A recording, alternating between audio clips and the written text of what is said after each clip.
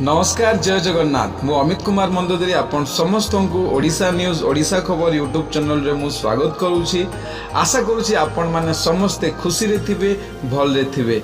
जदि आपण माने ओडिशा न्यूज ओडिशा खबर यूट्यूब चैनल रे नुआ अछंती हेले एबे ही ओडिशा न्यूज ओडिशा खबर यूट्यूब चैनल को सब्सक्राइब करंतु आ नोटिफिकेशन बेल आइकन को मध्य प्रेस करंतु आपण माने डेली न्यूज अपडेट पाई परिबे। तो चलंतु नजर पकेइबा आजिर मुख्य खबर उपरे। देशर आदर्श ओडिशा मुख्यमंत्री मो ओडिशा एबे सबु क्षेत्र रे देश पई आदर्श होईछि।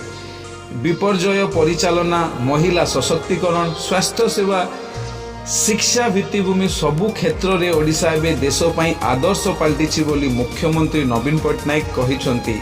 स्थानीय प्रदर्शनी पड़िया रे 77तम राज्य स्तरीय स्वाधीनता दिवस रे मुख्यमंत्री अतिथि भावे जोगदे पताका उत्तोलन करने अवसर में राज्यवासी को उद्बोधन दे मुख्यमंत्री श्री पट्टनायक कहते ओडिशार विकास रे समस्ते सामिल होइछंती। अर्थनीति रे राज्य समृद्ध होइछि। ओडिशा को एबे लक्ष लक्ष कोटी टंकार पुंजी आसुछि। मिशन शक्ति जरिया रे मां माने समृद्ध होइछंती। समस्त पंचायत रे बैंकिंग सुविधा उपलब्ध करा जाइछि।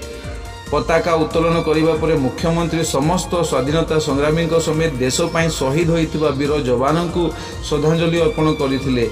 मुख्यमंत्री तांको अभिभाषण रे देशर स्वाधीनता संग्राम विश्व इतिहास रे एक नुआ जुग आरंभ करी थिला बोली कहिबा सह एहा सारा विश्व रे गरीब और शोषित जनता पई एक प्रेरणा होई रहिछि। महात्मा गांधी को सत्य और अहिंसार मंत्र थिला सेमानक शक्ति। जनतार शक्ति हेउछि श्रेष्ठ शक्ति। आम स्वाधीनता संग्राम यार सबुठारु बड़ उदाहरण। स्वाधीन भारत विश्वर एक प्रमुख शक्ति भाव में निजको प्रतिष्ठा करि पारिछि। विभिन्न क्षेत्र रे विकास आमर आत्मविश्वास वृद्धि करिछि।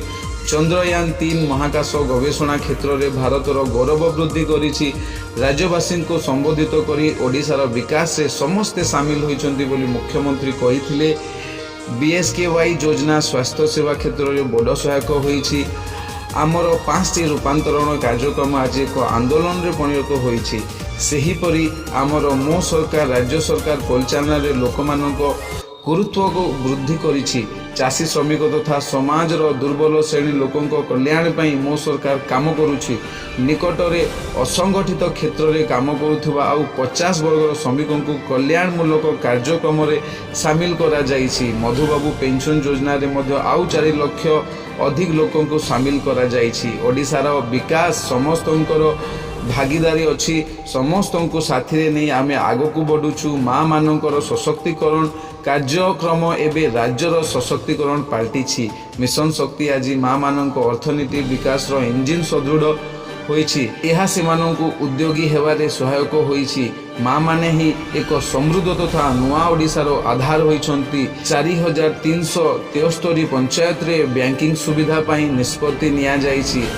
आमर प्रति गाँ प्रति पंचायत ओडिया संस्कृति और परंपरा को समृद्ध करिछि। महाप्रभु श्री जगन्नाथ ओडिया जातिर सबुठारु बड़ परिचय। महाप्रभु ही आम संस्कृतिर केन्द्रबिंदु। जगन्नाथ संस्कृतिर सुरक्षा और प्रसार सह प्रति गाँव रे एक आकांक्षी ओडिशार भित्ति पकाइबा पई आमे 4000 कोटी टंकार आम ओडिशा नवीन ओडिशा कार्यक्रम आरंभ करिछु। मो ओडिशा एक नुआ ओडिशा सशक्त ओडिशा हेबा रास्ता रे आगो को बढ़ुछि। रूपांतरण ए यात्रा रे समस्ते सामिल हेबा को मुख्यमंत्री आह्वान देइथिले। एही अवसर रे मुख्य शासन सचिव प्रदीप कुमार जेना, उन्नयन आयुक्त अनु गर्ग समस्त विभाग सचिव माने उपस्थित थिले।